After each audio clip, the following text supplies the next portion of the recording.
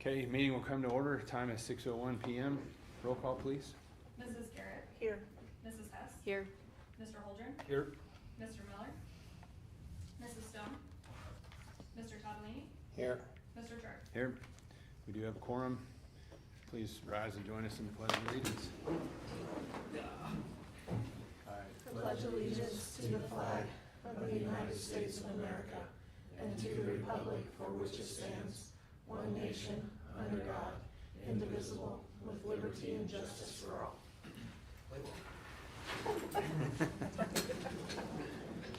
Some things never die. Is there a motion to adopt the agenda? So moved. Second. It's been moved and seconded to adopt the agenda. Roll call, please. Mrs. Garrett. Aye. Mrs. Hess. Aye. Mr. Holdren. Aye. Mr. Toddlini. Aye. Mr. Church. All right, motion carries. Next item of business, consent agenda. I move to approve the consent agenda. Second. Been moved and seconded to approve the consent agenda. Roll call, please. Mrs. Garrett. Aye. Mrs. Hess. Aye. Mr. Holdren. Aye. Mr. Toddlini. Aye. Mr. Church. Aye. Motion carries. Next item of business, 26-27 budget hearing. In accordance with Colorado law, specifically CRS 22-44-109, the Board of Education is conducting this public budget hearing to provide transparency and an opportunity for public comment regarding the proposed budget for the upcoming fiscal year. The proposed budget has been made available for public inspection as required by statute. Following this hearing and consideration of any public input, the board may take action regarding adoption of the budget in accordance with state law and the financial priorities of the district. Does anyone care to make any comment during the public budget hearing?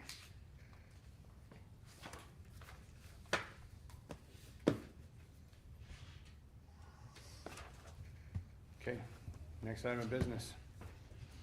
5.1 TPS project update.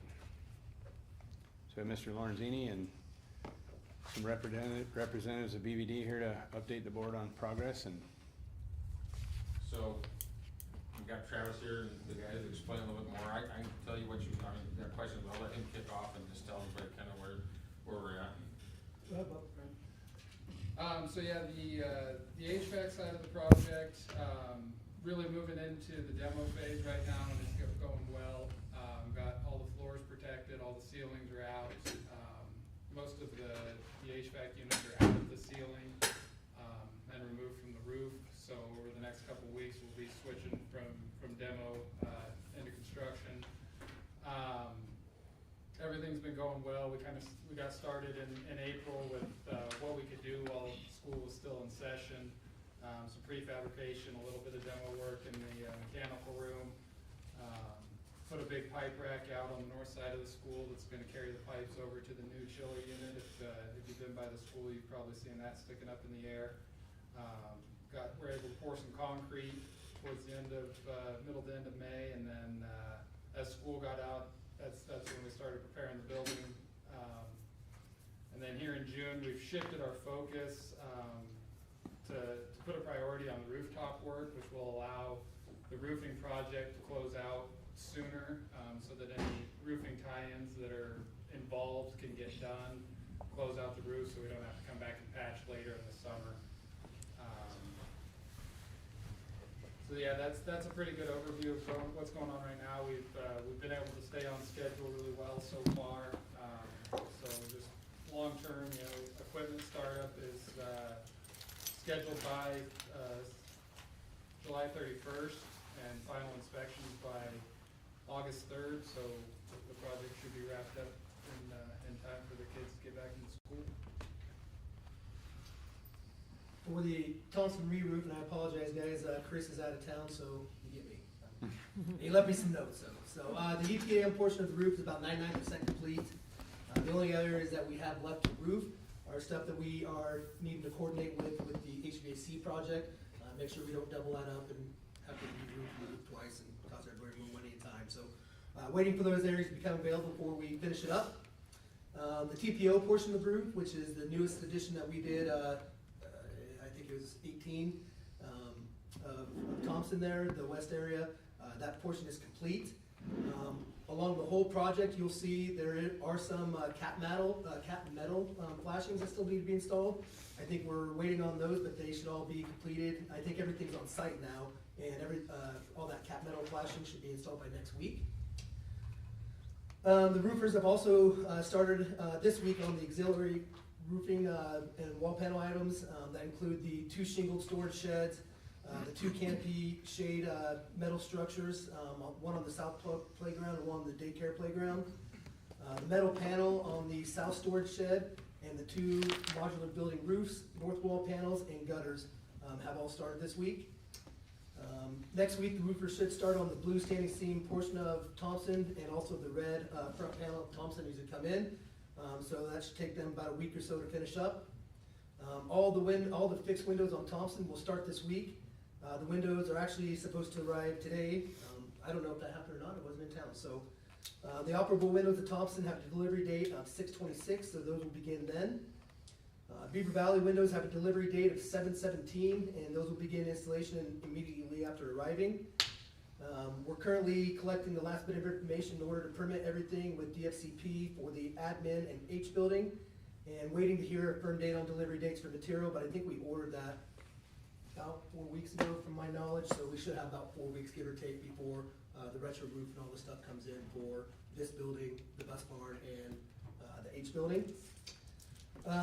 They're looking to start that, I should have kept reading. They're looking to start that early July, so about right, 4 weeks.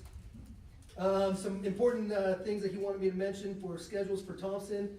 Substantial completion for all roofing items at Thompson is 6/30 with the 7/10 completion date. Substantial completion for CO number 1, which is the Thompson and BV windows and the auxiliary roof and wall panels, is 8/6 with a final completion of 8/25.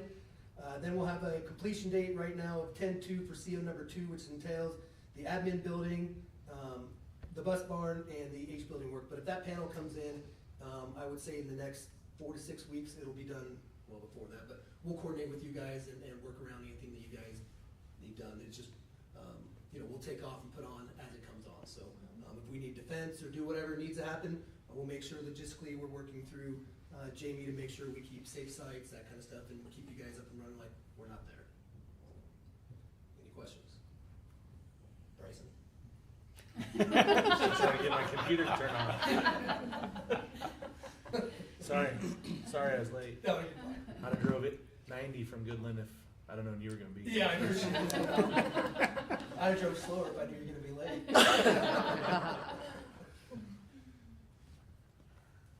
No, thanks for the update. Yeah, no problem, of course, thank you guys, it's been fun, almost through some of it. And I wanna share how much I appreciated, the work and the coordination that you did with your subcontractors on making sure that the roof work wasn't taking place during school time. I know that took a lot of work and a lot of coordination and sacrifice for people to come in the middle of the night and work until early morning, but, really appreciate that. Of course, my that pleasure. Work that you did. Want to make sure that you guys are being taken care of, and obviously the most important part of all this is the kids and keeping them in and focused. So thank you. Absolutely. Mr. Lorenzen, anything? I don't got anything else to add, but I've been impressed with everything as far as time, and the roofers were awesome, they did a good job, so. Yeah, let's Haven't had keep that any leaks, moving. so that's a good thing, right?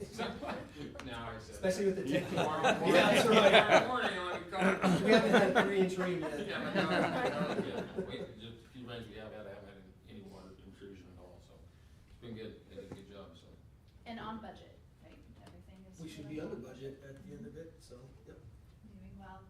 As a board, you are welcome to come on site on June 25th at noon. If you're able to come, we'll be posting that as a work session. Jamie will be there. I also think our owner's rep, Jeff, will be there as well. BBD, I'm sure, will be there. Yep, And you so, guys need us to, yeah. you're welcome to come and just walk the site. Perfect. Anything else? Did you say what time that was? Noon, so At 12 noon? p.m.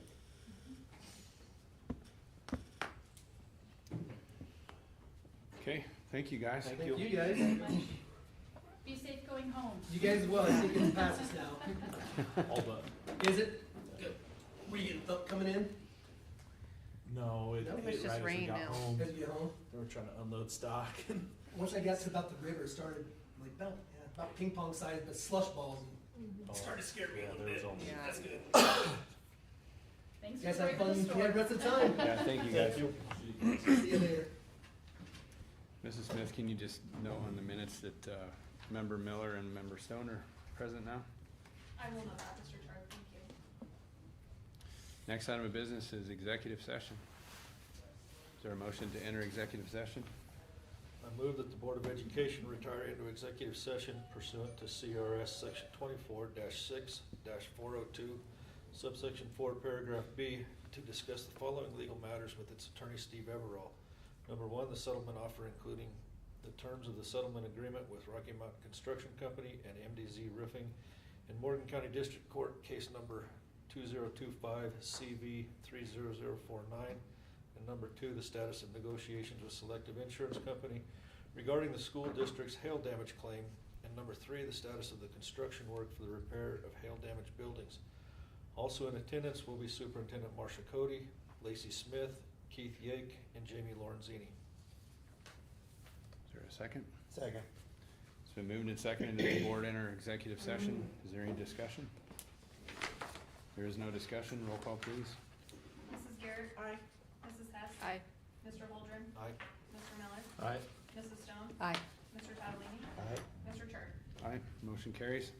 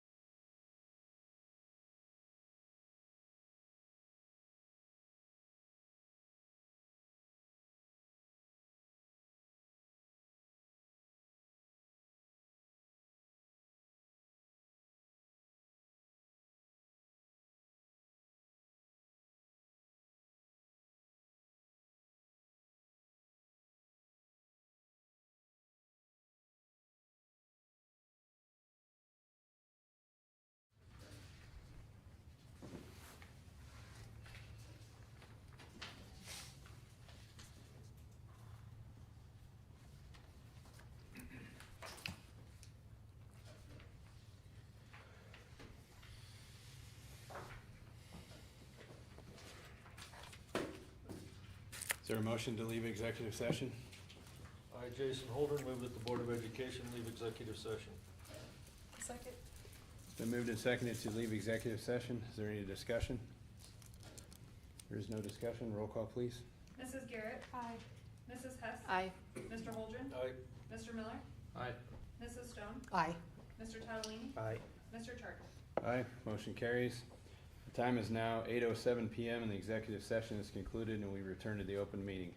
Participants in the executive session were Lacey Garrett, April Hess, Jason Holdren, Bryson Miller, Nicole Stone, Sean Tadalini, Paul Chard, Steve Everall, Superintendent Marcia Cody, Lacey Smith, Keith Yake, and Jamie Lorenzini.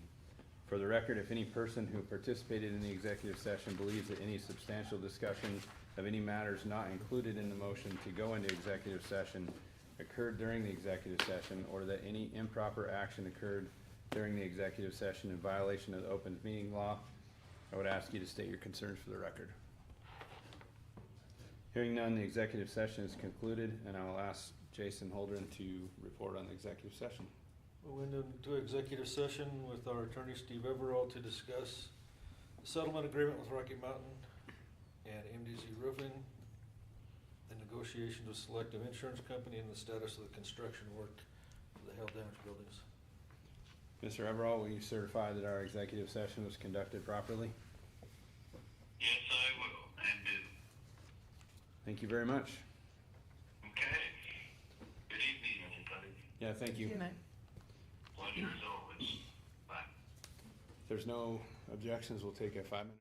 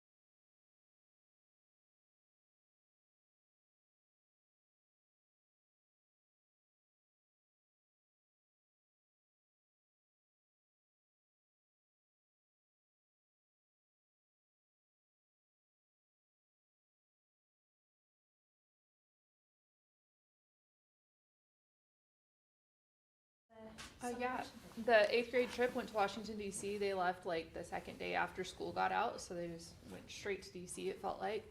DC and New York, the kids had a blast. It was a smaller group this year, and I just wanted to point out the community support for fundraisers every year, and the sponsors that do a great job. A lot of these kids, they haven't been on a plane before, haven't been to a large city before. They're going by themselves without a parent, and Mrs. Dries just handles it beautifully, just helping them understand the difference between Brush and New York City. So, just a great job and a couple of fun pictures of the kids. Okay. Next item of business, 8.1, financial report. All right, I'm gonna try to be brief tonight since it was a long executive session for you guys. Basically, to start off though, it's just, this is kind of a culmination of everything from last year, so I'm really proud of the way things have turned out last year. If you asked me a year ago if we'd be where we are, I wouldn't have believed it, but everybody's worked really hard. I mean, we've changed policies and procedures and, cleaned up and helped the retirees, got that situation under control.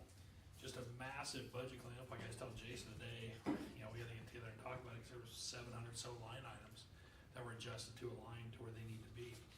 You know, massive, reconciliation of all the books, making it legally compliant, new insurances, health insurance, property insurances, and then on top of that, a computer system integration that we're working on at the same time. So, really proud of where we are. We literally threw everything on the table at once. You know, for lack of better terms, we burnt the house down and now we're rebuilding it, and it's going well. So, so the adoption of the 26 budget and the appropriation resolution go hand in hand.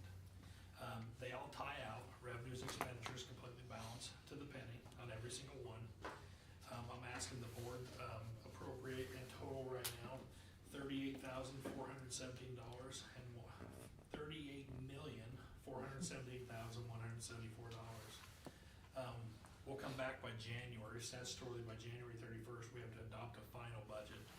And at that point in time, we'll be able to go through and see, you know, people are coming and going, things like that, and we have to adjust salaries, which will in effect benefits.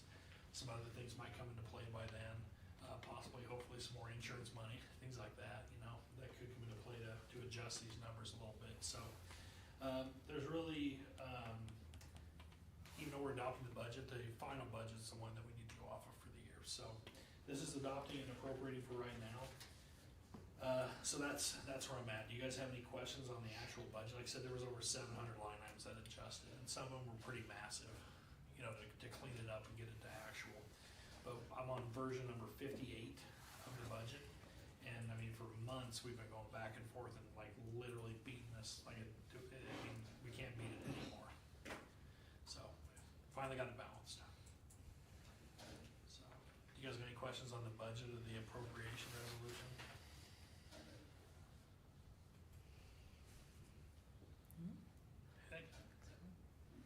We'll talk about it later. Okay. Good for tonight, though? Yes. Okay. Yep. We'll also have on the agenda a non-appropriation resolution for Vitality. We spend somewhere between, you know, $17,000 to $30,000 a year, depending on what it is. We have sent them a notice of non-appropriation, which is legal because there has to be an appropriation clause in all contracts in the state of Colorado. This is just a formality for this company because there's some back and forth going on. We've had legal counsel review it, and we should be good and compliant. So, any questions on the Vitality non-appropriation? Okay. The approval of the health insurance benefits for this year. I guess in a quick summary, what's new this year is we have Brian Perry and 550 Advisors have brought forward a contract with the Integrative Direct Primary Care in Fort Morgan. There's some zero cost, unlimited primary care visits, in-person and virtual, for all employees and all enrolled employees and dependents. Same or next day appointments, zero copay, and free generic medications and pediatric care is included, to name a few things. We've had a few employees test them out, so far the results have been positive for the most part. I haven't heard anything negative at this point. We've also got a hold of Script Sourcing, which is a prescription savings Canada program. Most of them will actually come out of Vancouver, British Columbia. I've been using them for a lot of years personally. They're on the spot, especially when you have quarterly refills, like you're on long-term prescriptions. They're very good, and they come in typically at pennies on the dollar. So they're cheap enough with the EHN network where we're gonna be able to absorb a lot of those. As an example, I'm on a blood thinner that if I didn't have insurance, it'd be about $1,800 a month, and it doesn't cost me anything to go up there because we get it so cheap from Canada. So it's gonna be a real benefit to our staff as well. The plan's gonna be administered by Coastal Administrative Services. They're out of Bellingham, Washington. They've been around for a long time. They're one of the original players in the self-funded game. We're gonna have 2 in-network tiers, the AHN network, which has no deductible and 0% out-of-pocket max, and First Health PPO, which is $3,000 deductible and a $6,000 max. We've had a couple people that have approached us about their provider possibly not being on the list, and we are in the process of that. It's, our brokerage company has been reaching out to the providers and asking them to join the network, and I think we've had 3 of them, and so far 1 of them's committed, but the other 2 have just been reached out in the last couple of days. It can take anywhere between 30 and 90 days typically to get that done, but there's a couple in process. The cost is actually a little bit cheaper for dependent care than it was last year, and we're hoping, depending on how things go this year, to reduce that even further. We just wanted to see where we actually trended. A few other benefits is we have telemedicine, 24/7 access, and that's 0 cost. Dental, we kept the same for this year because we didn't want to upset the cart too much. Preventive basic medical and orthodontics for children up to 26, $1,500 maximum for the year that you can get. Vision, we switched to VSP mid-year. Staff asked for that, so we did that. We're gonna go back to them. We have EAP, also known as CareLink, and they do free confidential counseling up to 8 sessions, and legal and financial consultation as well, 24/7 support. After the 8 sessions, they will keep doing it, or they will refer you out to somebody else. And basic life and A&D, we have $25,000 district paid, and voluntary options up to $500,000 if you choose to go that way. I'm excited about it. I think that not only is it gonna save the district a lot of money, that's not the whole intent. It's not even a third of the intent. The intent is to get people better coverage, better prescriptions, and better care. And I think we're going down the right path to do that. I just ask for patience as we go through the year. Like I said, everything's changing. So by this time next year, we should have everything hopefully dialed in really well. Anyways, do anybody have any questions on the health insurance stuff? Okay. I'm gonna interrupt just one moment, if it's okay, Mr. Leake. On your board action items, you'll see that's in 2 different places. The employee fringe benefits, that's the dental, vision that are remaining the same, just like Mr. Yates said, and the $25,000 in life insurance, and et cetera. And then the Coastal Administrative Services is who will handle the claims. So that's also a separate action item. One other thing I'd like to point about the health insurance is our broker, Mr. Perry and 550 Advisory, cut their cost about $15 per month per employee of what they usually cost. And then we were able to just hammer on Coastal for the last 2 months and get them down as well. They're typically around $40 a month per employee, and we got them down to 30. So between the 2 of them, that's about $25 per month per employee. So that's roughly a $60,000 to $70,000 savings in fixed cost. So that's huge for us. It is huge, and I want to say one more thing about Coastal in the motion, the recommended motion. There's a couple pieces, they're minor, but there are a couple pieces that we have sent it to our legal. There's a version coming, just a couple tweaks. So you'll notice that in the motion it says giving authority to me to execute those agreements is once legal gives their final okay. But we need to move forward. That will happen in June, so it's ready for July 1. Okay, any more questions on health insurance? Okay, I'm trying to get through this, guys, no problem. Colorado's school district self-insurance pool, this is another one I'm proud of. We're bringing back the pool. Total annual contribution right now is $572,000. So that's about $70,000 less than we even have in the budget right now, and about $300,000 less for last year, just almost on the property side. Another thing is we increased the coverage for our property from $25 million If you guys don't remember, last year we fought to get 25 million. They're up to 148. So almost 6 times the coverage for considerably less. And also the deductible is a $25,000 deductible. Currently, it's a $50,000 deductible plus 5% of each individual asset per occurrence. So we have another huge claim. I mean, it's hundreds of thousands of dollars versus 25,000 because it's per claim. You know, each building is one claim if we turn it in that way. So that's a really good thing. So the property is about 465,000. Last year it was over 800,000. We have equipment breakdown coverage, school entity liability, prior acts coverage. I've been asked what that is. That's basically where they go back several years. If we were to get sued over something, I mean, I don't really want to give examples, but if something that happened in the past, that gives us liability coverage, risk coverage to cover that. So I'd recommend we do that. After this year, it should drop substantially, but the first year it's a little high. Auto coverage, primary crime, excess crime, and our total annual contribution again is 572,000. This was something we worked really hard on for quite a while. I mean, I actually started talking to SIDSIP when I was still in Washington last year, like in March. So again, this is kind of a culmination of really happy with where we came in. Any questions on SIDSIP right now? Okay. Last thing is I just want to give you an update on the conversion. I was talking with Kim Greco today. She's the lady that's helping us with the conversion. She's been with SDS, I mean, ever since I can remember. She was actually one of the people that trained me when I first started in school finance. Where we're at right now is this last week we got all the tax information for the employees, direct deposit information for the employees, all the Head Start stuff, ledger interface, check reconciliation set up, and all the budgets put in. She's been working relentlessly for like 2 months. I mean, we have just about everything set up in that system already. The lady is out of control how good she is. On top of that, she does payroll for like 8 districts. So, I mean, she's awesome. What still needs to be done and we're working on, and I know Land's working on some of this stuff too, is the employee assigned deductions and benefit master list. We gotta get that to her. Employee contracts, hourly rate, and accountants, which we have our master that you guys approve every month, so we're gonna have to get her a copy of that.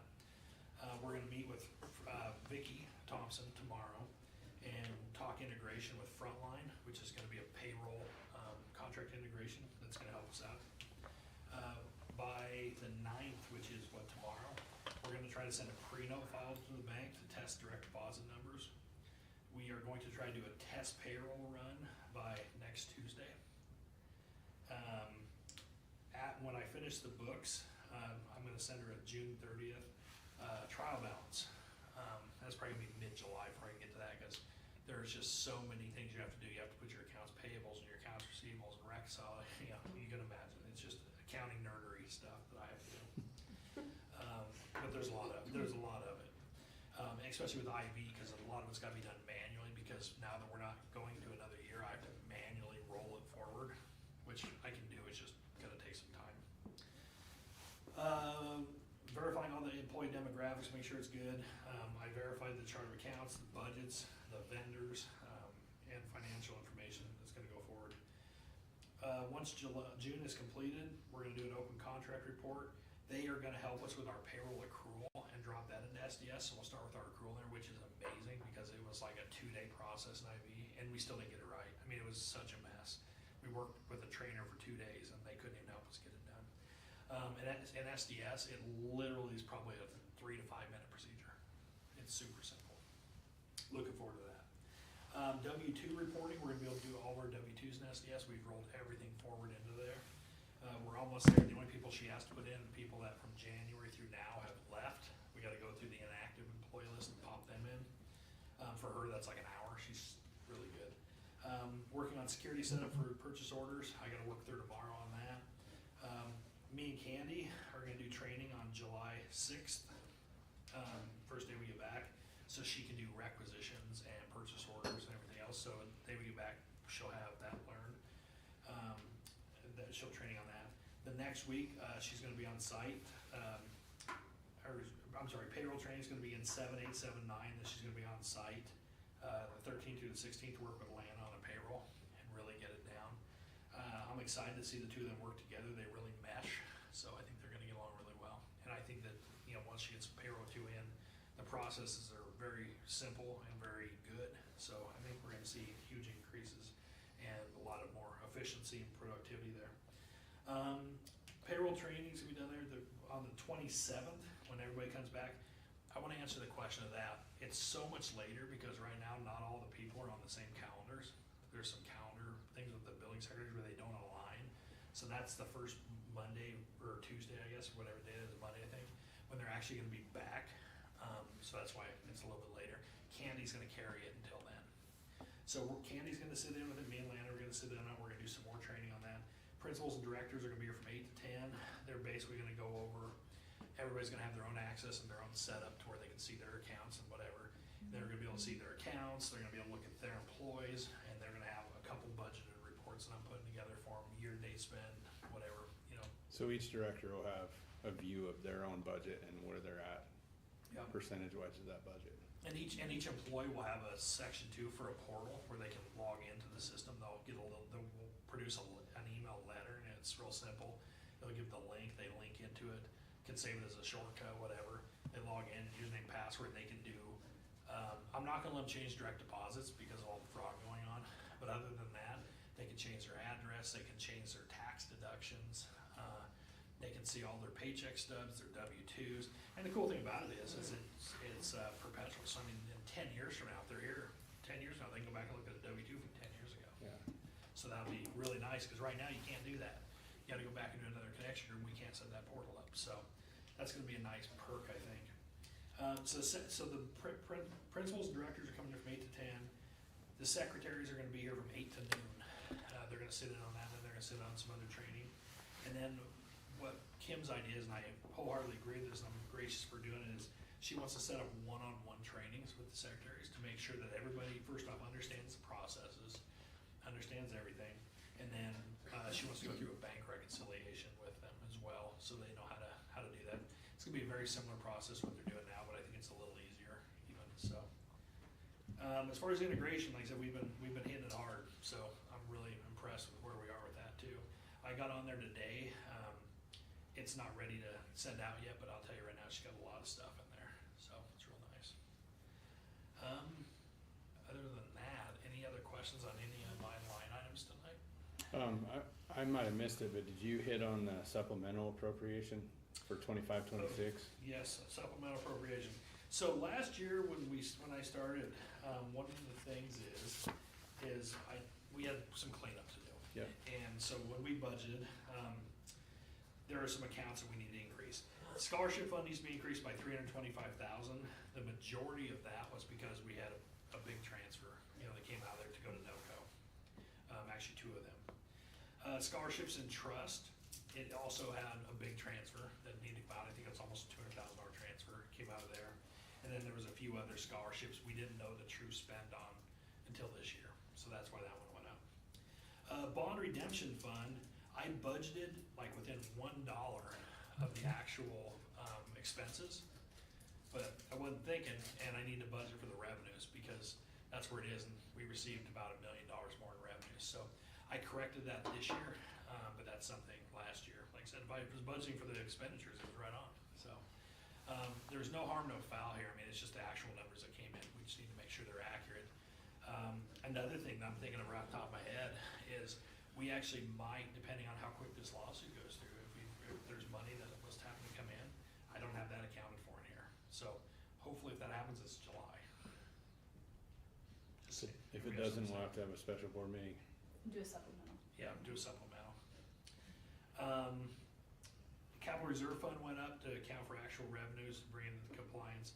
There was some extra money that was moved over there. And then the Head Start fund, we moved over from 856 to 900,000. I'm estimating coming in around 890, just to cover anticipated program expenditures and contingencies.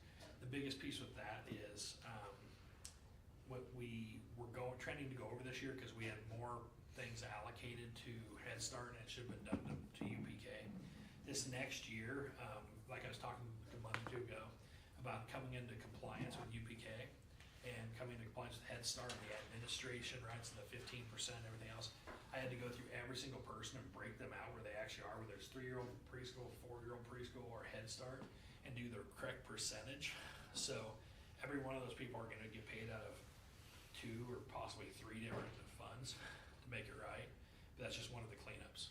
So, that's something we had to do this year. So that cleaned that piece up, and that's what I'm asking for. It sounds like a lot, it's $2.5 million to be reappropriated, but again, at the beginning of the year, we really didn't have too much of an idea.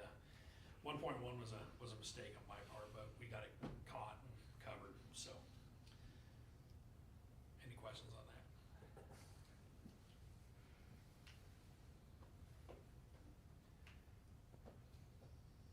No questions? Well, unless you guys have anything for me on the budgets or appropriations or any of this stuff, I mean, like I said, it's just, I'm glad it's over. Thanks for all your work on that, Yeah. Keith. Thank you. It's huge. That was straightened out. And I just wanna emphasize and restate what you just shared, President Chard. Mr. Yake, the work that he's completed, we didn't think we'd be here for a couple of years at one time, so,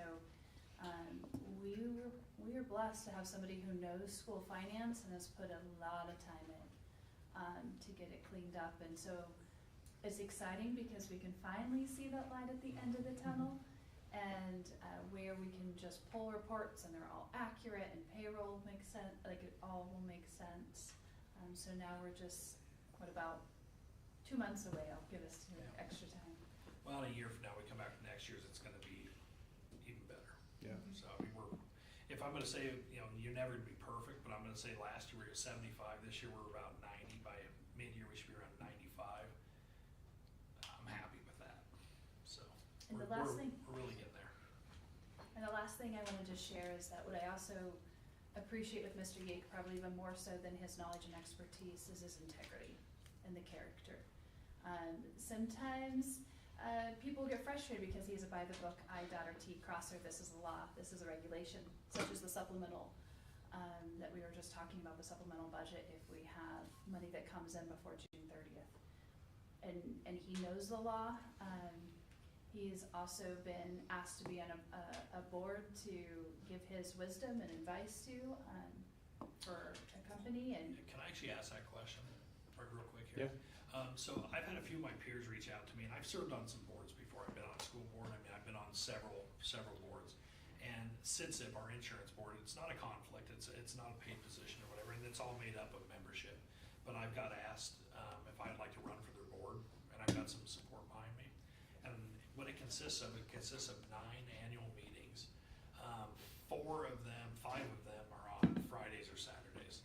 So I think I'd only miss like 4 weekdays a year. But I think it'd be beneficial to have somebody representing Eastern Colorado on there, some of the rural districts, and being able to go back and, to be honest, kind of push back on current leadership and some of the things that they're trying to do to keep it to where it is what it is. It's just something not that I want more work, but it's something I think that might be worthwhile and beneficial. So I was gonna see if anybody had a problem with me throwing my hat in the ring for that. I think it's a huge honor, and a voice that's needed on SIDSIP. No objections. Okay. We'll go for it then. Perfect. Thank you so much, Ms. Hall. You need me to stick around? Only you're invited, not required. Thank you guys, appreciate it. Thank you. Thank you for the support. Gotta work. Thank you for letting me be part of the team. Thank you. Okay, next item of business, is there any board reports? Promise it's the chair.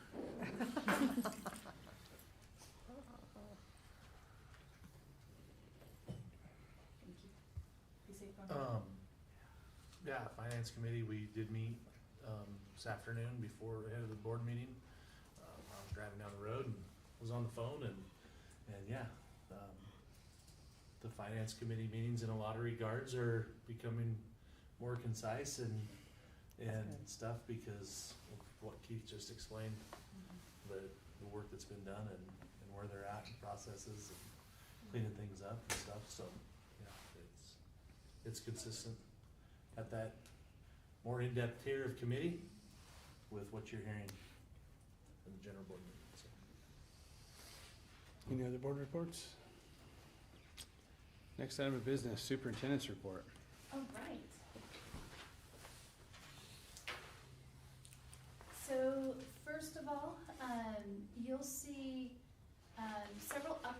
in my superintendent's report that I just want to point out to you. You'll see, you heard an update tonight from BBD, but you'll see updates from NV5, your owner's rep, for both the TPS roof and the TPS HVAC. There's also an update from preschool, has provided an update, and then Eastern Morgan County Library District has provided their list of board of trustees for this year. So that is all in my update section.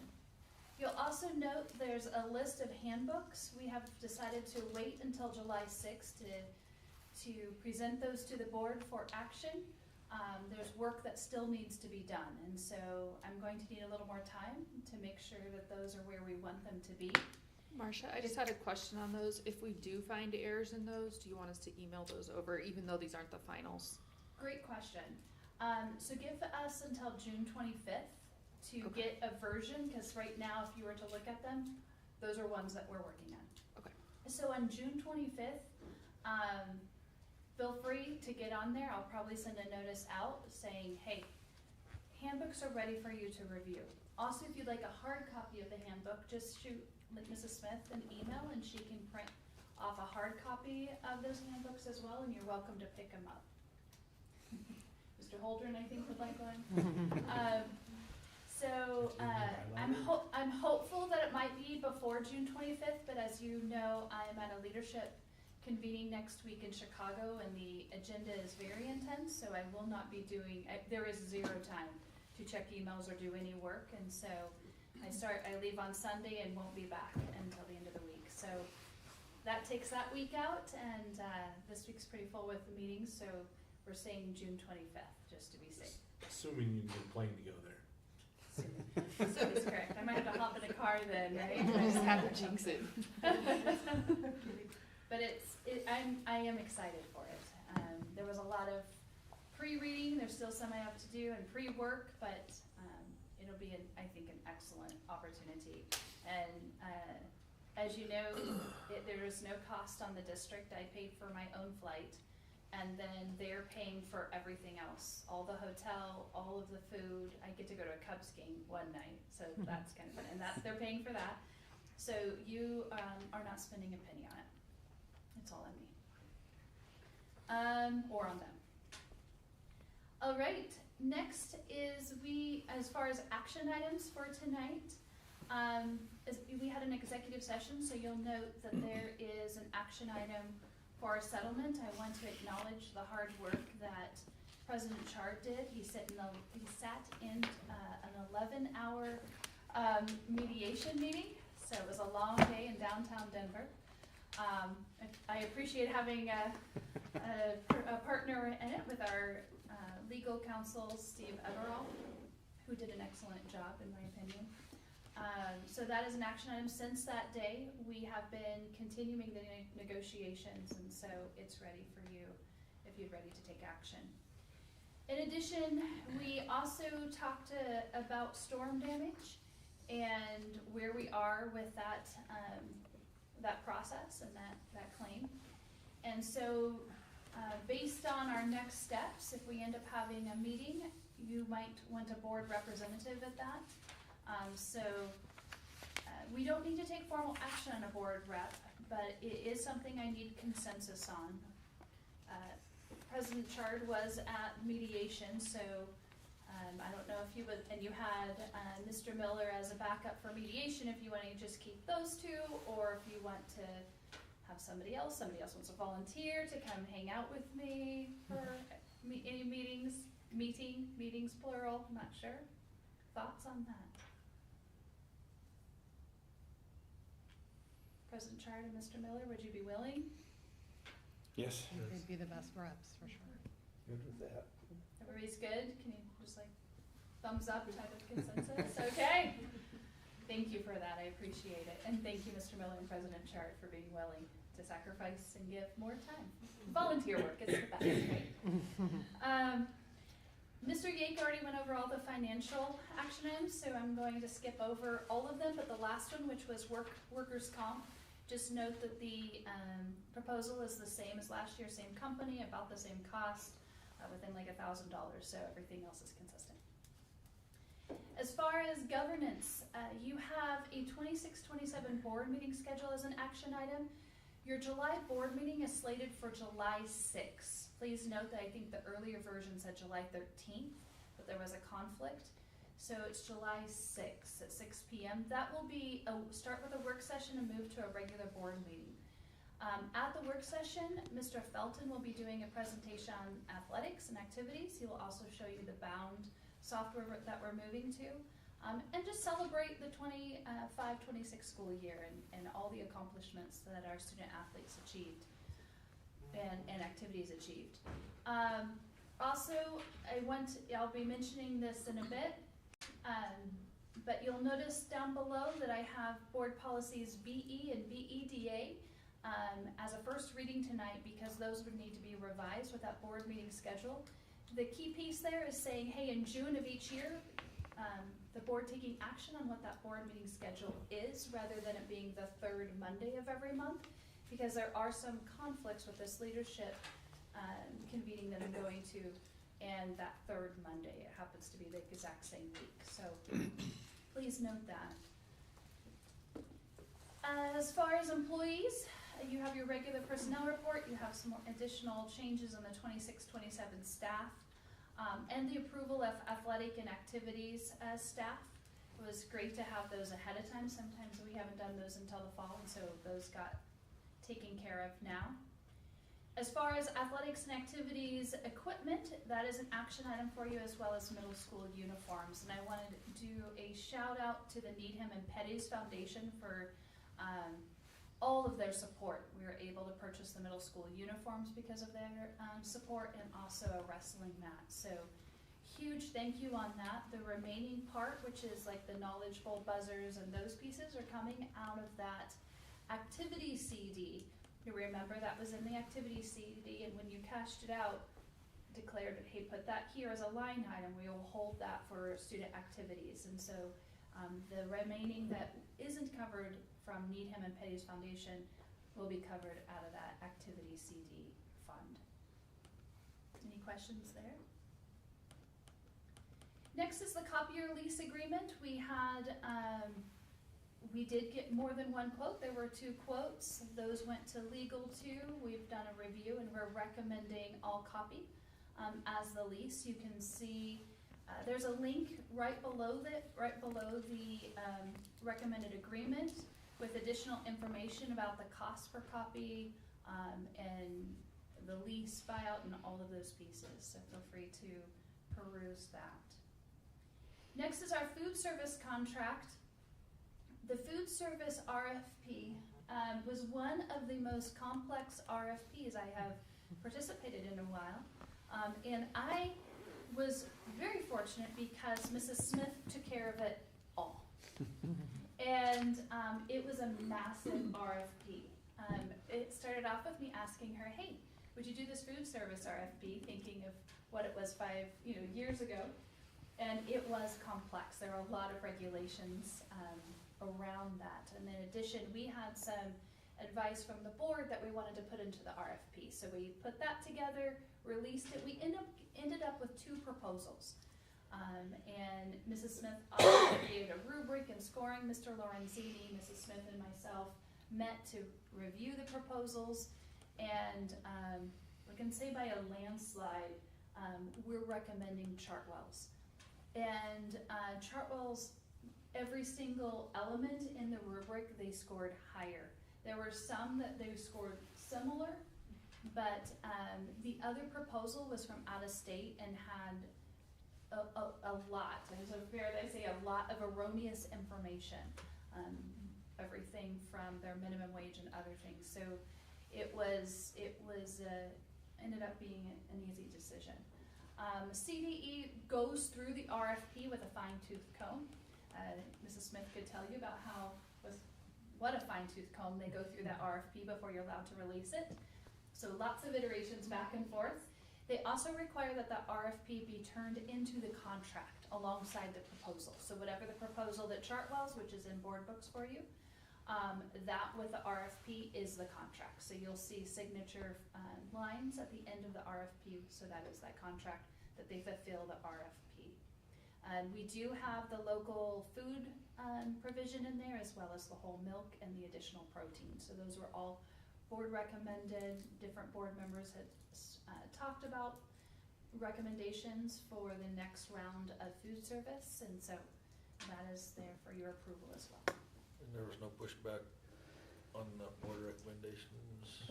No, we just had, there was no pushback other than CDE, they just require a lot, and that's what made it difficult. There were a few things we would have liked to have put into the RFP that they said, no, you can't put into the RFP, but those elements we were allowed to include. And Chartwell's in their proposal has stated that they understand, yep, those are all there. The local food and additional protein and all of those pieces. And again, that proposal is also, if you wanna look at it, if you have any questions, feel free to reach out. Crystal, Mrs. Legate was going to be here tonight, but with the storms and everything, she ended up not being here, but she, when we announced the winner of the RFP, she was excited and has lots of ideas of additional things to do in the coming year. And also under food service, you'll see an action item for food service equipment that would be paid for with food service funds. This is in alignment with the spin down plan that you approved a while back. And we received multiple quotes for each one of those items and then determined which quote we would go with. So I have attached just the winning quotes in there, but if you would like to see both the other quotes for any of the items, just let me know. As far as policies, okay, take a deep breath and hold it for a couple of seconds. I'm going to go through policies. Policies is, I believe, one of the board's biggest roles, and it's something not to take lightly. Mr. Miller earlier used the word diligent, and I think it's imperative that we keep that in the forefront of policy, because it can seem cumbersome, especially when your superintendent gives you so many policies in a night. I do have a goal to reduce the amount in the future, but these are policies we need to take care of, and there are more coming in the future. So we're going to start with the policies for first reading. As a reminder, those for first reading, I'm just introducing these to you tonight. No expectation that you've read this in preparation for tonight. This is information, and so we'll talk about that. So board policy BE, this is talking about that you'll approve a schedule in June.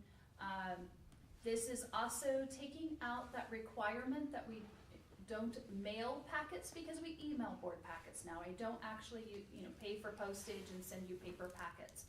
When that took place, you needed to receive those with that 72 hours, right? We needed to get those out so that you had time to get them in the mail.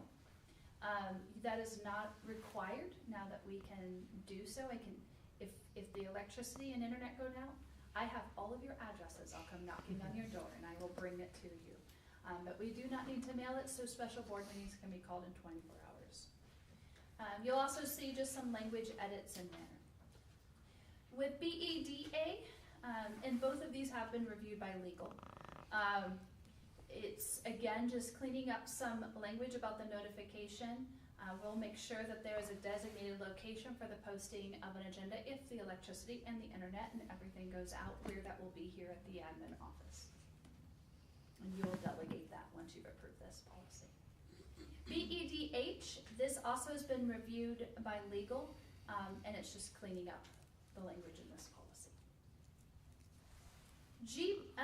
Going on to GBEE, this is the staff use of the internet and electronic communications. This has gone to meet and confer. We went over this at the May meeting in anticipation that it was going to come to you in June. I did, if you go down into underneath security, originally I was going to use a language, if you're at meet and confer, I know Mr. Holdren was there. We had language that was called the principle of least privilege. And that didn't read well, it was not really comprehensible. So I did change the language. I just want Mr. Holdren, all of you may not have read it, but it's under security, and And that's talking about staff receive only the level, it's the second sentence in that red paragraph. Staff receive only the level of system access necessary to perform their specific job duties, and that access must be documented before it's granted. So that was that principle of least privilege. So I wanted you to note that. Also, if you look at page 4 of this document, we also revise some pieces about staff use of social media, so you'll see that as well. And the big piece with that was prior to this, the change since it went to Meet and Confer, talked about staff using email to communicate with students. We're wanting staff to use the BSD app or rooms to communicate with their students and or players. So that we just wanted to clean that up. That's what changed since Meet and Confer. As far as GBEE, this is the annual acceptable use agreement. So you'll see there's another piece in there about monitoring, inspecting, and accessing accounts. And then GBEE2 is administrator acceptable use agreement. This would be by anybody who has access to the data systems. Some of the directors and myself, we would sign this on an annual basis. The last policy I have in front of you tonight is, as a first reading, is policy IKF. A couple of things that you see in front of you is one, Mr. Bass brought some recommendations to clean up where it's just the 48 hours. We can take off some of the other pieces. And also about the ICAP, that is not an IAP anymore, it's the ICAP. The other additional pieces that I'm recommending to it is the piece about that the IEP team may develop appropriate accommodations and course level modifications to support the student in meeting graduation requirements, but may not waive or reduce the standards required for a regular high school diploma under state law. Students who are unable to meet the regular diploma requirements through the IEP process may be eligible for a certificate of attendance as described in this policy. We're already implementing this process and this policy in that manner, but just to clarify what that is in policy and that practice, that is also a requirement out of the state's graduation guidelines. That's clarified also towards the end in the certificate of attendance, so you'll see that at the end as well. Mrs. Cody? Yes. Is this policy going to apply with the new House Bill, the 261028 for the second language education program? Would that be implemented through this policy or a separate policy? I don't know, so are you talking about the finance? No, it's the What's in second finance? language education program for high school students, and it's to be implemented by the 26-27 school year for I'll have to get back their to you high on school that. graduation and diploma policies. Okay, so we'll Okay. look at that. This is first reading, so we have an opportunity Perfect, to talk about it perfect. at the second reading. All right, next is your second reading policies. The first one is policy AD, which is the educational philosophy and school district mission. And with that, and I'm gonna pause just a moment, Mrs. Hess, a couple of things, which could be with any of these policies, is CASB does do a policy update, which, hey, these are the laws that are changing. You also received in my email on Friday the legislation that has come out, so you probably reviewed that as well. And that policy update that comes from CASB to say, hey, these are the policies that you need to revise, comes out in June, Okay. mid to late June, so that's, I always use that to look at, ooh, what do we need to change? But I'll get back to you on that one by July 6th, by the second reading. Going back to policy AD, this is your second reading. So during our work session last week, we had a nice lengthy discussion about the mission, vision, and core values.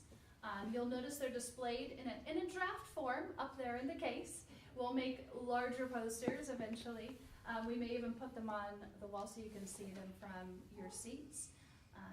Right now, what you have in front of you is your mission, which is safely and strategically engage and challenge every student every day and every experience. I see that we need to fix the LY and the gerund in there. We actually need to strike that, the one you just read needs stricken, Mhm. and the proper one is the one that's all. Run below. Yep. Mhm.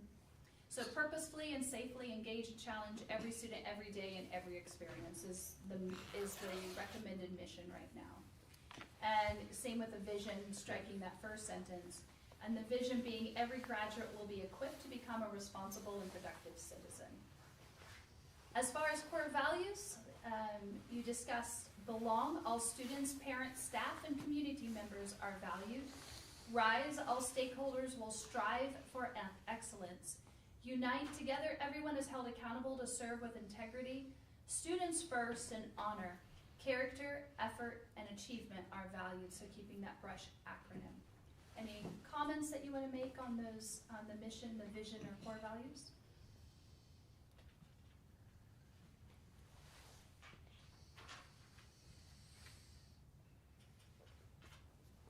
All right, I appreciated the lengthy dialogue that you engaged in during that. It was true discourse to talk about how do we make sure students are first. The word equipped in the vision and the word graduate were very intentional, thinking every student will graduate and be equipped for what's coming. And that the word purposefully and safely is required by law to include. Purposefully is very intentional. Engage and challenge every student every day, and we change the word from classroom to experience, and experience incorporates classroom. And with core values, I noticed and appreciate how you brought in students, parents, staff, and community. All of them are valued. Striving for excellence. And with uniting together, and everyone's held accountable, and we serve with integrity, and that being a key word, that word integrity. Love that students first stands alone with that exclamation point, and honor, character, effort, and achievement are valued. So. All right, the second policy that has remained in second reading and did a few revisions to this one, CBA, CBC. This is the qualification, powers, and responsibilities of the superintendent. It still contains those, the role that you have worked on back in April. I also just added a piece, those 2 paragraphs underneath the performance responsibilities, incorporating some of the language from the previous struck out section to make sure those were captured as well. Thoughts, questions on CBA, CBC? Partnered with that is CBI. This one, we may want to have a discussion. You could go either way. We mentioned this briefly at the last board meeting. And it's that first paragraph. This one we can change later, or we just need to have, if you choose to move forward with a summative evaluation in October, a mid-year in January, February, and an end-of-year goal setting in May, June. If you want to move forward with that, I will need to do like an addendum to my contract that you just know, hey, this is how this is going. We just need to clean that up or have it as some sort of understanding that, yep, that's how we're doing it. Or not if you do that, but if you do if you want to change it where the summative is actually in May, June, and you're doing the informals in October and February, then we'd have to do an agreement with the contract, because right now the contract says the summative is in October. So we can keep it as is, right, as it is, and then keep the contract as is, or we can change it and make the summative in May and do the informals in October and February and do an addendum. Preference as a board? It's really up to you.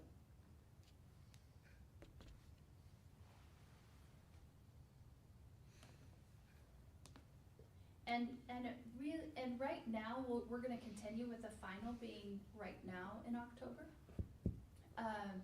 So it would be for the 26-27 school year. So October would be your final, but would also be an initial with the new one.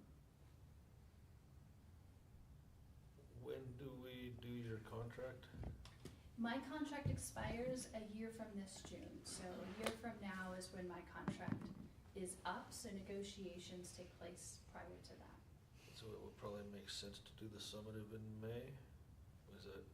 Typically, depending on, you could start the negotiations, because I'll back up, the evaluation and the contract are not, they're not required, they're not causative or correlated.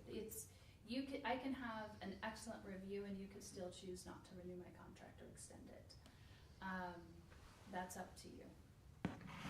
So the feedback, the only reason I would say to consider moving it to May is you would have your end of year data except for like CMAS, PSAT, SAT data. Because we continue to meet in July, you can even change the months, or August. You could change it and say August could be the final evaluation.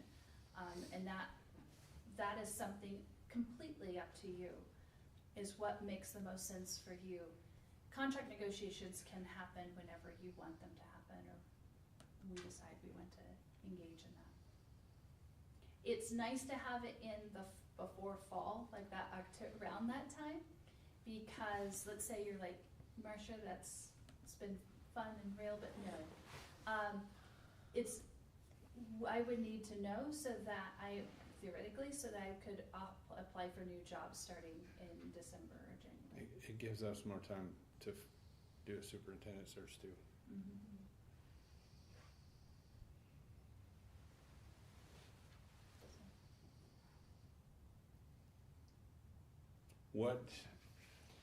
What is your opinion, I guess, on the value of this evaluation process in regards to your effectiveness as a superintendent in brush? Does it make more sense to have the final in May, June for that? For me, yes. I would actually prefer for it to be in June. And the reason I would prefer to have it in June is I don't need the CMAS and PSAT for that. I would use the CMAS and PSAT, the previous year should give you a sign. Then plus the beginning of the year, the middle of year, and end of year data that we're collecting at that time. Then we'll have the CMAS PSAT data. I'll be using that as I do. Like we've already started, Lindsay and I received files last week and have already had a discussion about CMAS, PSAT, SAT. So we're using that data to make plans for next year. We already have like several things just based off of that. It's critical data. But it's not data that you need to go down into those depths to, in my opinion, to evaluate me. If I've been here for 5 years, you can use the previous year PSAT CMAS data and say, was there a strong correlation, or there wasn't a correlation between NWA and CMAS, and why is that? Or what's going on between that and the writing assessment, or whatever it is that we're doing. So the reason I also would like June is I don't need that. I don't think the board has to have that, because there's other elements required in my role besides student outcome data. That is key, and that's important, but it's not the only thing. In addition, it allows me to receive feedback, clear feedback in June, right? With an end of year that says, all right, going into this next year, these are the things I need to continue to do, and these are the things I need to do differently. And it's clear, it's specific, it's written, it's in my file, I have clear marching orders.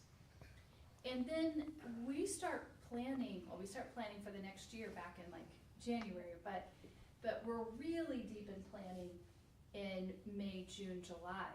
Those are the planning months. By the time we're at October, I hope I have a plan for the new school year. If not, there's a concern. So it's hard to put that, I can put that work in, right, in October, starting in November. But November's not really a key month. I think the focus for the school year is more important than contract negotiations. If I know in June, hey, Marcia, if you want to start contract negotiations with that, you could, but still, again, there's not a direct correlation. So you could still say, hey, we'll start contract negotiations in October or November or whatever you want to do there. That was a lot of words. So I I agree, and I think I would prefer to do it May or June as well. I feel like evaluations are always autopsies anyway, but if you can't use the information then to create something new for the next year, it's not useful or helpful in any way. So I would prefer to personally bump it up. We talk about CMAS coming late, Mhm. right, in June. Mhm. We get it in end of May, early June at first. But data coming in October Right. is really late. Yeah.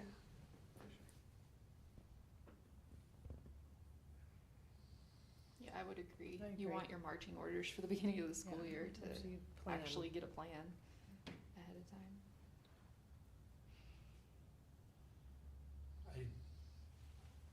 I just wonder, based on that, if there's not value to moving that to June, July, Mhm. because quite frankly, based on the vision and mission that this board has established, though they're not correlated, I still think those data points are very, very relative, especially in the way that we operate today in our evaluation piece, where it's a very open and good conversation about that. So I almost feel like not only the value in that, but also the value in time, Mhm. because then we're not sitting down doing kind of the same thing at two different intervals. Mhm. Makes sense.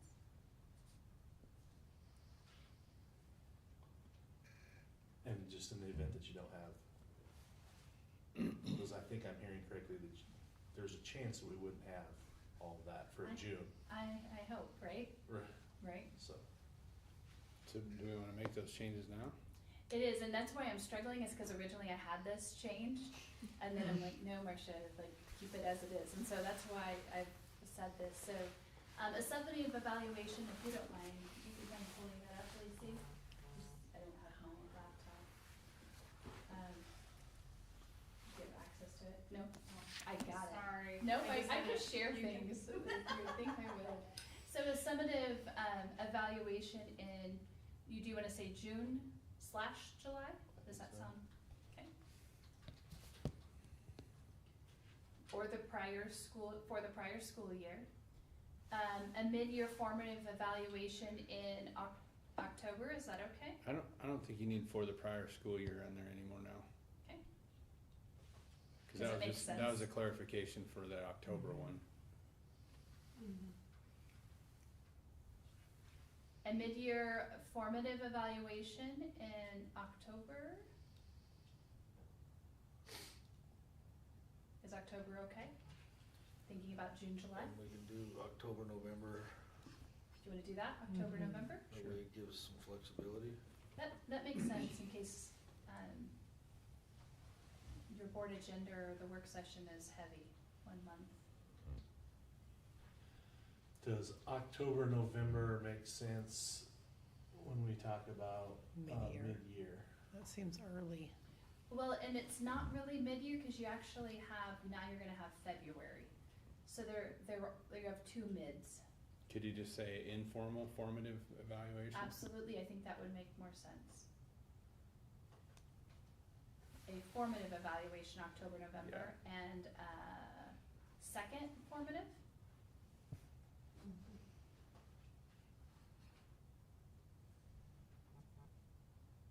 And I think I'll just move it down.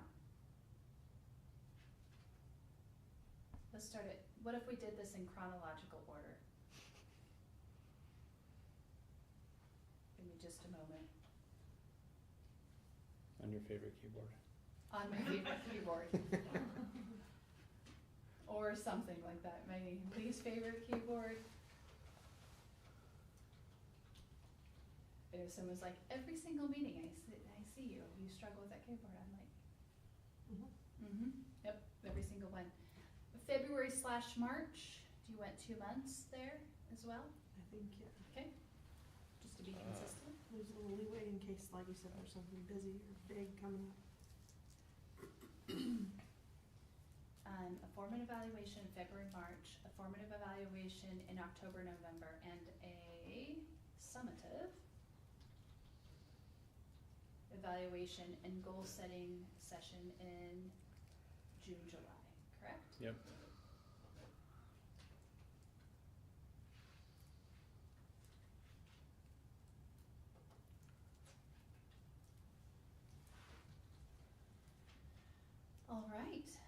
thank you for that conversation. It's just been hanging there, so it's nice to have that one done.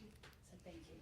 Do we need to clarify anything in this policy allowing us to perform those evaluations either in a work session or regular board meeting? We could certainly put it in here, and that way it has that clarity, you know, that clarification.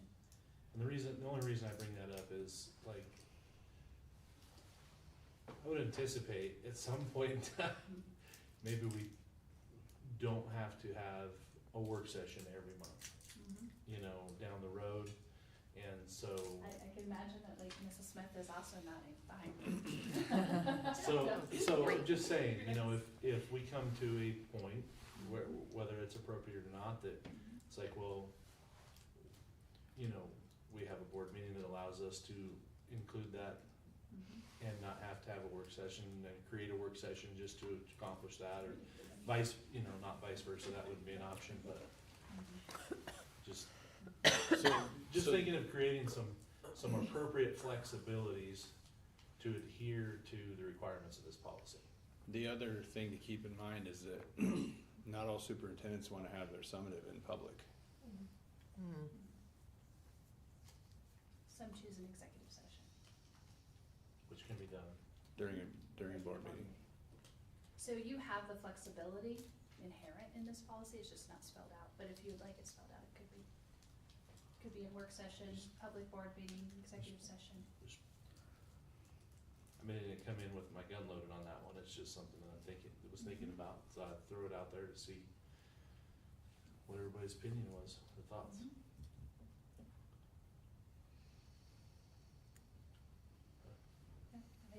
I think that makes sense. If If you're it goes unsaid that's, Mhm. you have that flexibility and that option, then I don't know that we need to say it, but Okay, just wanna ensure that we have those that sounds good. flexibilities.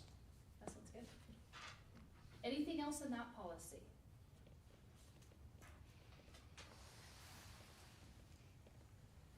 It is referenced in there, if you'll notice the clarifications down below, it does reference those 8 key responsibility areas. Is it necessary to specify that there's 8? Since No. we're specifying that those areas were established in the superintendent evaluation tool? No, and that's a great point, because if you choose to add another, that might be something, then you'd have to go back and revise this policy. I'm just thinking down the road, if you weren't our superintendent and we had a different evaluation tool that didn't have 8 areas, then Great, that makes sense. And number 4 is struck through because it talks about content standards. We no longer have content standards, those were the previous standards. We call it academic standards. All right, CBIR is also pertaining to the evaluation of the superintendent. So, well, you have it in front of you. Talks about being reviewed 3 times as specified in the previous policy. This is the regulation that it talks about how that will happen, the informal collection, the written evaluation report, and are modifying the district strategic plan and annual superintendent goals. So anything here that you want to revise or change? The only thing in there is I see the 8 key ones again. I don't know if we want to change that in this, Great. under the prior evaluation paragraph.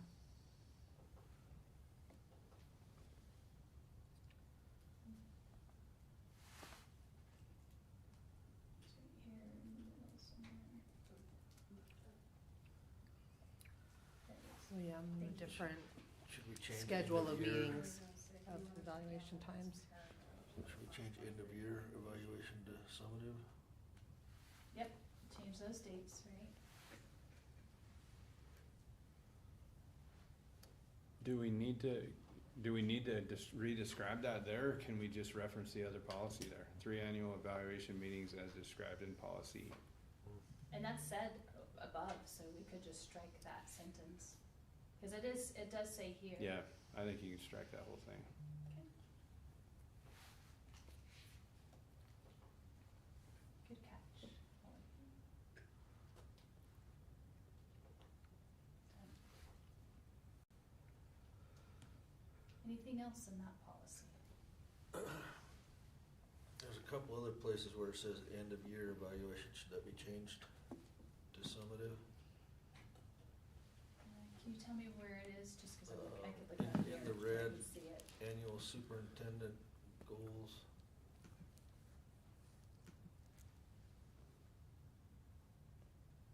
Oh, end of year here, so we'll say summative.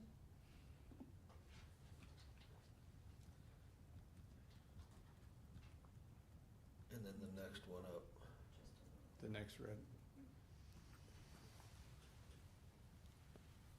Where it starts annual, yep.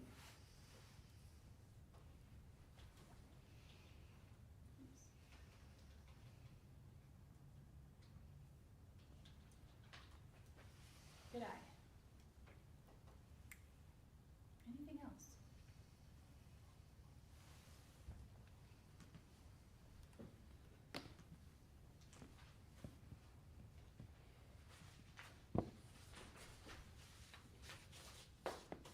Give you just a second to glance it over.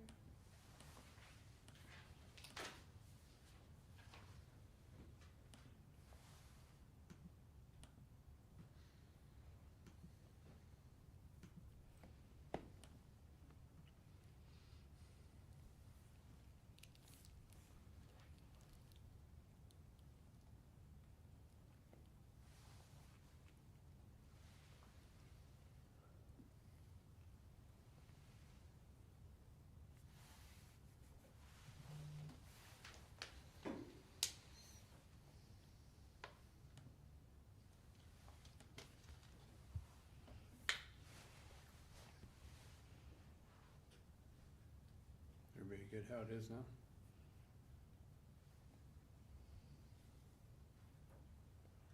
All right, you ready to move on, or do you need another minute? I don't wanna rush you. This is important.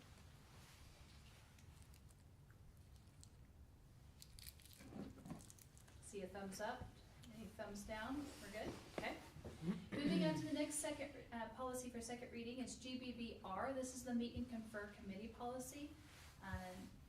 Meet and confer did meet, Mr. Holdren was there, and we discussed this policy and some revisions to it.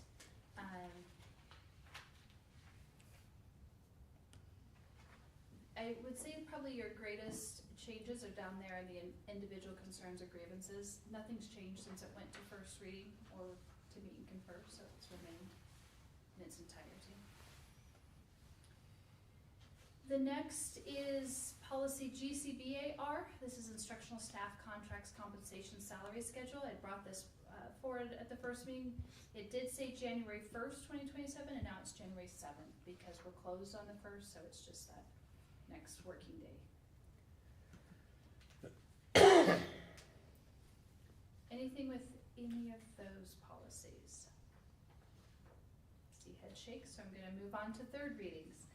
Third readings, you'll see you have your policy GBGA, staff health. So that one has been cleaned up. You also will see GBQEB, supplemental appointment of retired staff members. This is our big retirement policy that we've talked about at length. I do need to point out in policy GBK, staff concerns, complaints, and grievances. I saw in the second row in your table that there were a couple of errors underneath custodial and underneath transportation. So I highlighted those in red. So on your exhibit A, that is being recommended to you tonight for action, it just says amended next to that policy to take into account those revisions. JBKR, staff concerns, complaints, and grievances, that is also in front of you. JFBB is your interdistrict choice open enrollment, no changes there. In JBBR1, no changes there. JBBR2, no changes, but in JBBR3, there is a change. If you'll notice in that one, it says CPP. That's another area we don't have CPP. It has now been changed to UPK and Head Start. So that also will say amended, or does say amended in your Exhibit A. I'm gonna look over those. I don't see that in the exhibit.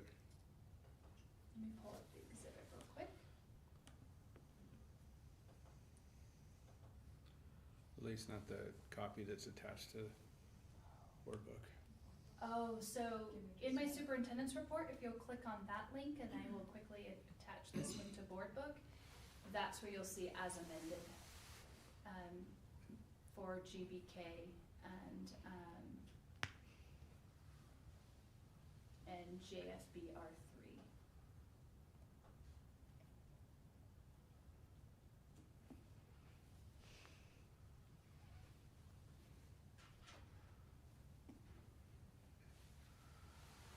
Where is the R3 amended at? Right. It is, I'll just pull it up here up on the screen.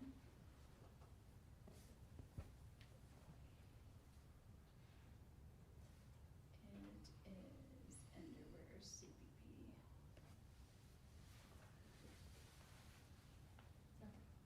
It should be there.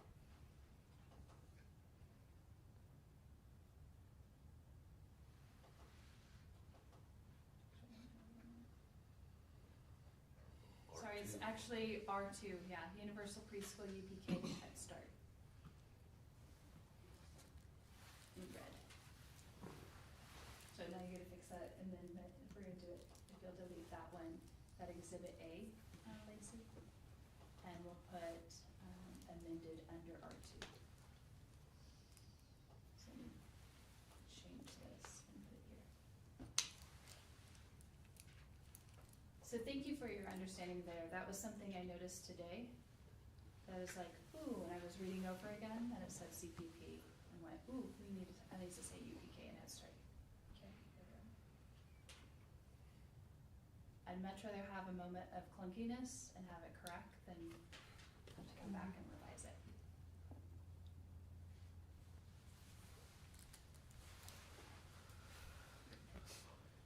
I wish I was 100%, like, saw before, but thank you for asking it, Mr. Holden. All right, any other questions or thoughts on anything pertaining to the superintendent's report, anything I may have forgotten? So not too terribly long, Mr. Holdren. You were laughing and teasing me about it.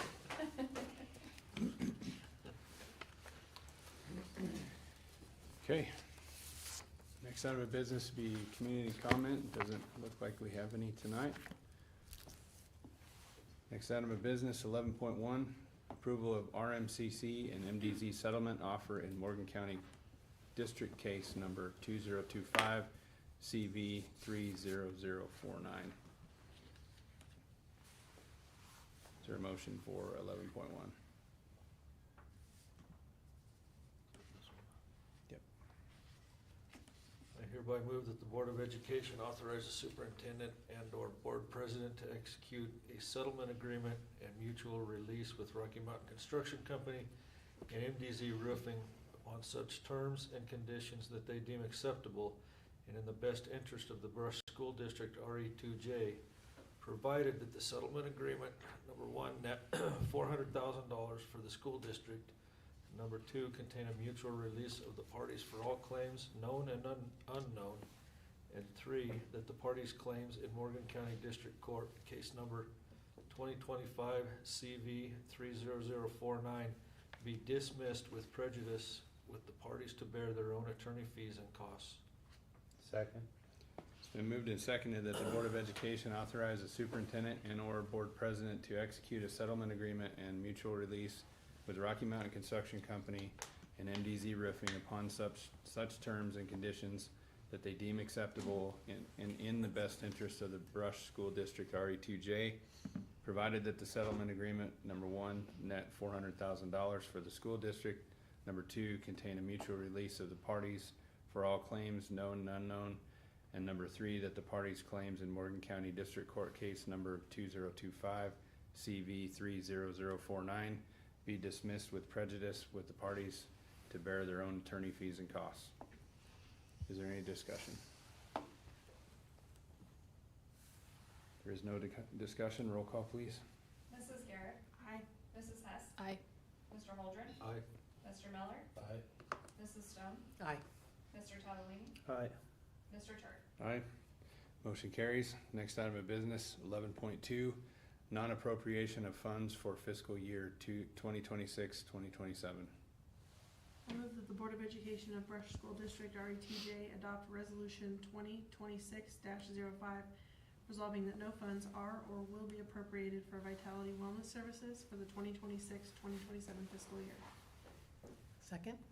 It's been moved and seconded that the Board of Education of Brush School District RE2J adopt resolution 2026-05, resolving that no funds are or will be appropriated for Vitality Wellness Services for the 2026-2027 fiscal year. Is there any discussion? There is no discussion. Roll call, please. Mrs. Garrett, Aye. Mrs. Hess, Aye. Mr. Holdren, Aye. Mr. Miller, Aye. Mrs. Stone, Aye. Mr. Tadalini, Aye. Mr. Chart. Aye, motion carries. Next item of business, 11.3, adoption of supplemental appropriation resolution 2026-06.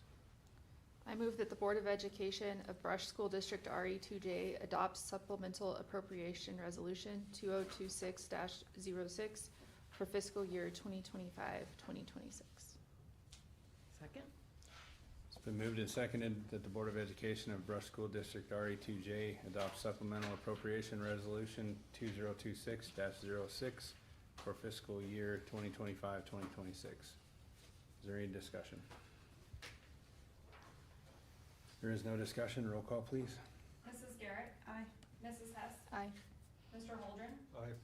Mr. Miller, Aye. Mrs. Stone, Aye. Mr. Tadalini, Aye. Mr. Chart. Aye.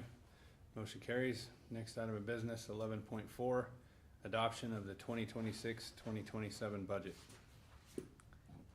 I move that the Board of Education of Brush School District adopts the 2026-2027 budget for fiscal year July 1, 2026 through June 30th, 2027 as presented.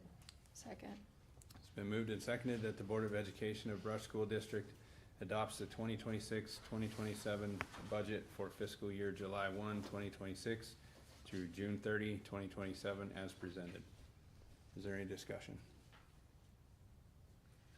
There is no discussion. Roll call, please. Mrs. Garrett, Aye. Mrs. Hess, Aye. Mr. Holdren, Aye. Mr. Miller, Aye. Mrs. Stone, Aye. Mr. Tadalini, Aye. Mr. Chart. Aye. Motion carries. Next item of business, 11.5, adopt appropriation resolution 2026-07.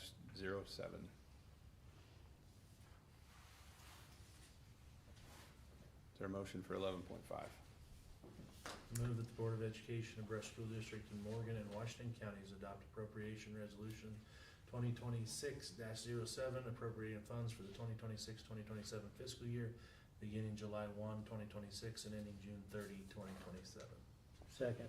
It's been moved and seconded that the Board of Education of Brush School District in Morgan and Washington counties adopt appropriation resolution 2026-07, appropriating funds for the 2026-2027 fiscal year beginning July 1, 2026 and ending June 30, 2027.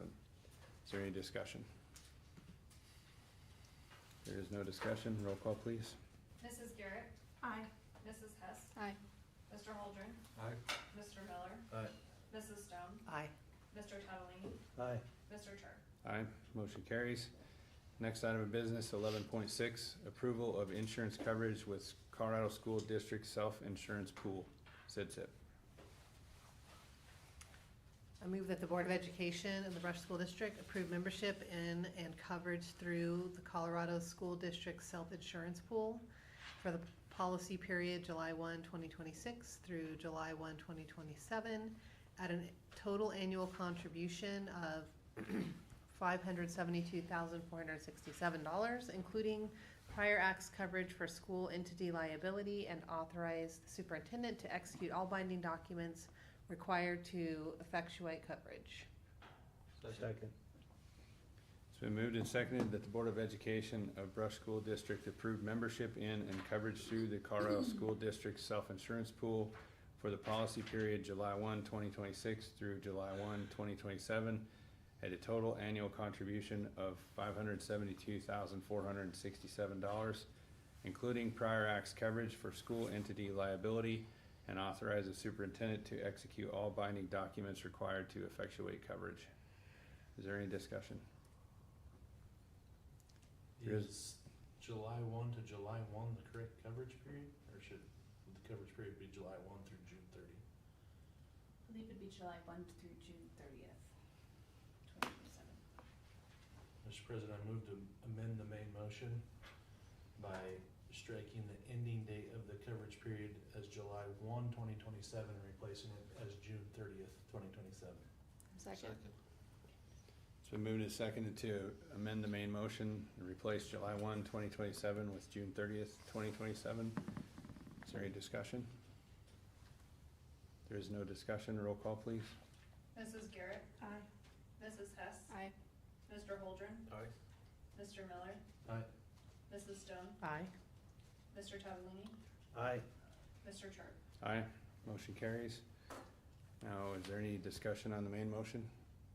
Any further discussion? As amended? There is no further discussion. Roll call, please. Mrs. Garrett, Aye. Mrs. Hess, Aye. Mr. Holdren, Aye. Mr. Miller, Aye. Mrs. Stone, Aye. Mr. Tadalini, Aye. Mr. Charter. Aye. Motion carries. Next item of business, 11.7, approval of 2026-2027 employee fringe benefits package. Is there a motion for 11.7? I move that the Board of Education of Brush School District, RE2J, approves 2026-2027 employee fringe benefits package for the fiscal year July 1, 2026 through June 30th, 2027, as prepared by 550 Advisory, including dental coverage through Pacific Life, vision coverage through VSP, and basic life and accidental death and disability through Pacific Life. Second. It's been moved and seconded that the Board of Education of Brush School District, RE2J, approves the 2026-2027 employee fringe benefits package for the fiscal year July 1, 2026 through June 30th, 2027, as prepared by 550 Advisory, including dental coverage through Pacific Life, vision coverage through VSP, and basic life and accidental death and dismemberment through Pacific Life. Is there any discussion? There is no discussion. Roll call, please. Mrs. Garrett, Aye. Mrs. Hess, Aye. Mr. Holdren, Aye. Mr. Miller, Aye. Mrs. Stone, Aye. Mr. Tadalini, Aye. Mr. Charter. Aye, motion carries. Next item of business, 11.8, Coastal Administrative Services Agreement. I move that the Board of Education of Brush School District authorizes the superintendent to execute the administrative services agreement, including the associated fee structure and business associate agreement with Coastal Administrative Services as the district's third-party administrator for its self-funded health benefit plan, pending completion of legal review and approval by district council. Second. It's moved and seconded that the Board of Education of Brush School District authorizes the superintendent to execute the administrative services agreement, including the associated fee structure and business associate agreement with Coastal Administrative Services as the district's third-party administrator for its self-funded health benefit plan, pending completion of legal review and approval by district council. Is there any discussion? There is no discussion. Roll call, please. Mrs. Garrett, Aye. Mrs. Hess, Aye. Mr. Holdren, Aye. Mr. Miller, Aye. Mrs. Stone, Aye. Mr. Tadalini, Aye. Mr. Charter. Aye, motion carries. Next item of business, 11.9, workers' compensation. I move to approve the workers' compensation insurance with Pinnacle Assurance for the 2026-2027 school year at a cost of $98,093. Second. It's been moved and seconded to approve workers' compensation insurance with Pinnacle Assurance for the 2026-2027 school year at a cost of $98,093. Is there any discussion? There is no discussion. Roll call, please. Mrs. Garrett, Aye. Mrs. Hess, Aye. Mr. Holdren, Aye. Mr. Miller, Aye. Mrs. Stone, Aye. Mr. Tadalini, Aye. Mr. Charter. Aye. Motion carries. Next item of business, 11.10, 2026-2027 board meeting schedule. I move to approve the 2026-2027 Board of Education meeting schedule as presented. Second. It's been moved and seconded to approve the 2026-2027 Board of Education meeting schedule as presented. Is there any discussion? There is no discussion. Roll call, please. Mrs. Garrett, Aye. Mrs. Hess, Aye. Mr. Holdren, Aye. Mr. Miller, Aye. Mrs. Stone, Aye. Mr. Tadalini, Aye. Mr. Charter. Aye. Motion carries. Next item of business, 11.11, personnel. I move to, approve the personnel report as presented. Nobody wants to do the Second. second one. It's been moved and seconded. I got none of that. It's been moved and seconded to approve the personnel report as presented. Is there any discussion? There is no discussion. Roll call, please. Mrs. Garrett, Aye. Mrs. Hess, Aye. Mr. Holdren, Aye. Mr. Miller, Aye. Mrs. Stone, Aye. Mr. Tadalini, Aye. Mr. Charter. Aye. Motion carries. Next item of business, 11.12, 2026-2027 staff recommendations. I move to approve the 2026-2027 staff personnel list as presented dated June 8th, 2026, superseding all prior versions. Second. It's been moved and seconded to approve the 2026-2027 staff personnel list as presented dated June 8th, 2026, superseding all prior versions. Is there any discussion? There is no discussion. Roll call, please. Mrs. Garrett, Aye. Mrs. Hess, Aye. Mr. Holdren, Aye. Mr. Miller, Aye. Mrs. Stone, Aye. Mr. Tadalini, Aye. Mr. Charter. Aye. Next item of business, 11.13, approval of athletic and activities 2026-2027 staff. Move to approve the athletic and activities 2026-2027 staff as presented. Second. It's been moved and seconded to approve the athletic and activities 2026-2027 staff as presented. Is there any discussion? There is no discussion. Roll call, please. Mrs. Garrett, Aye. Mrs. Hess, Aye. Mr. Holdren, Aye. Mr. Miller, Aye. Mrs. Stone, Aye. Mr. Tadalini, Aye. Mr. Charter. Aye. Motion carries. Next item of business, 11.14, approval of athletic and activity purchases from Needham and Pettis Foundation and activity CD funds.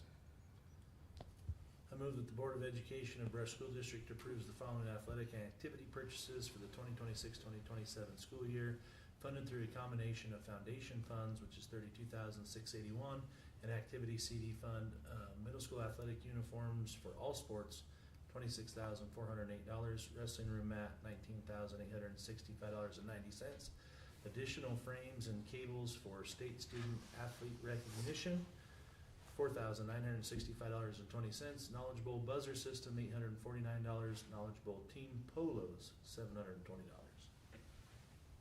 Second.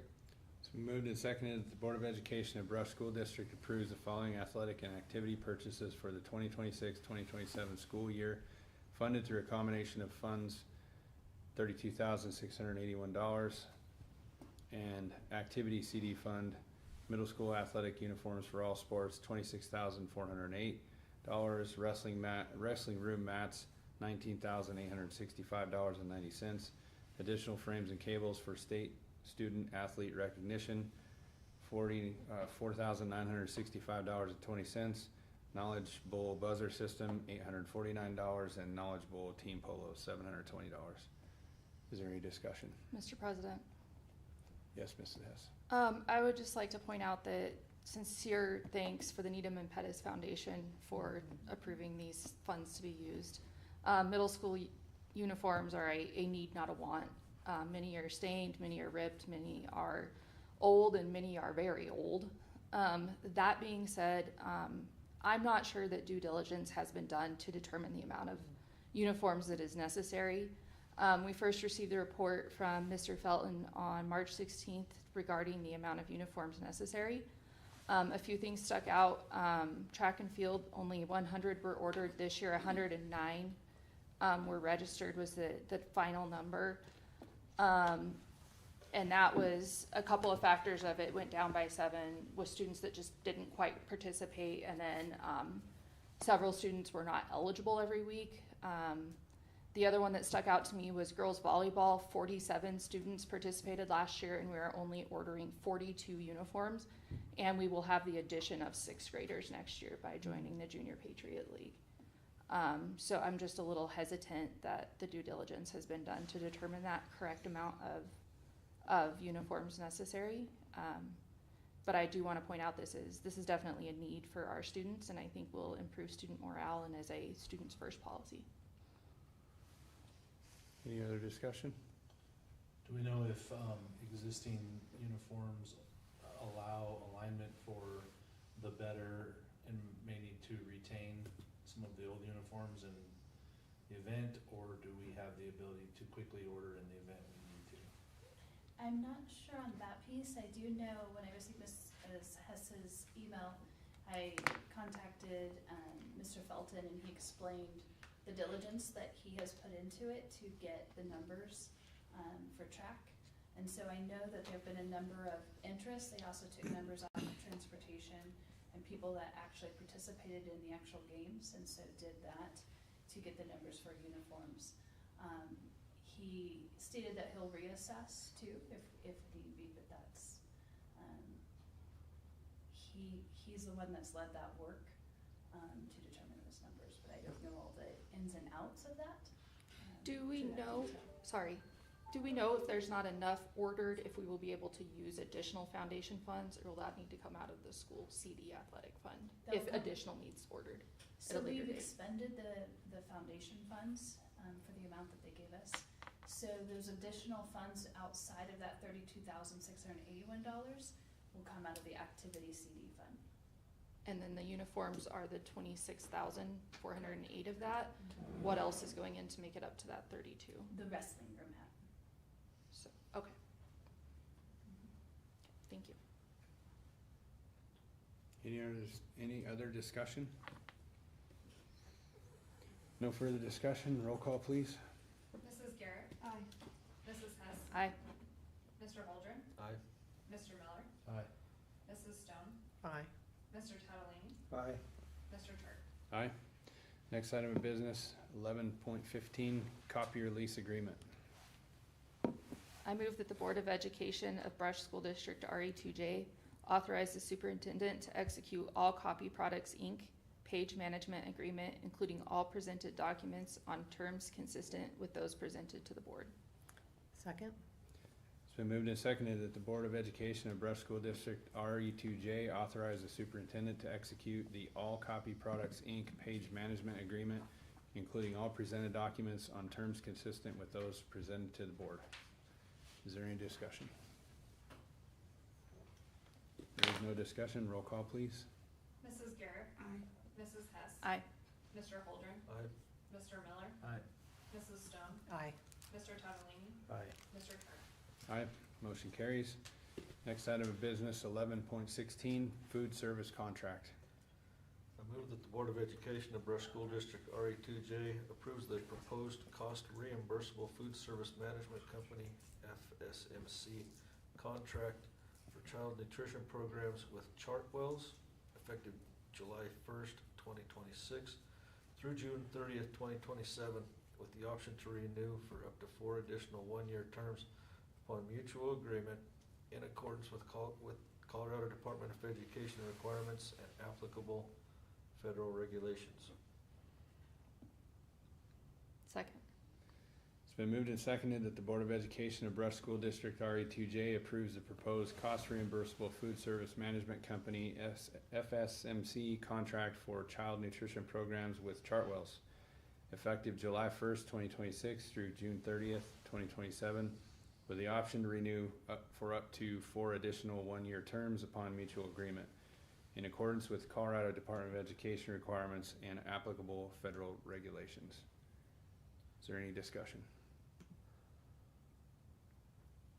There is no discussion. Roll call, please. Mrs. Garrett, Aye. Mrs. Hess, Aye.